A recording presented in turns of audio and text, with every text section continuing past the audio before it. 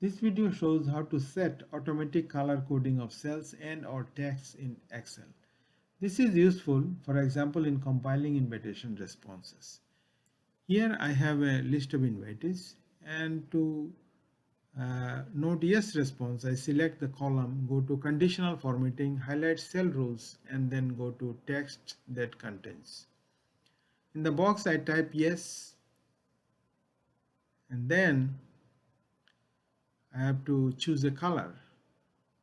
So for the color there are preset options, but I go for custom color or custom format.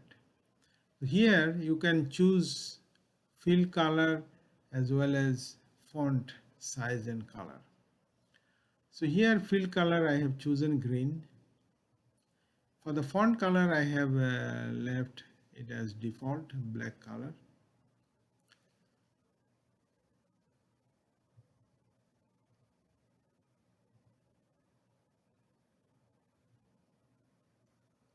So then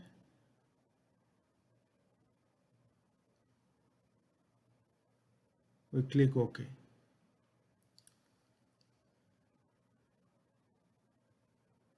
Now again, for the no response, select the whole column and type no in the box, and then I have chosen default color light red filled with dark red text.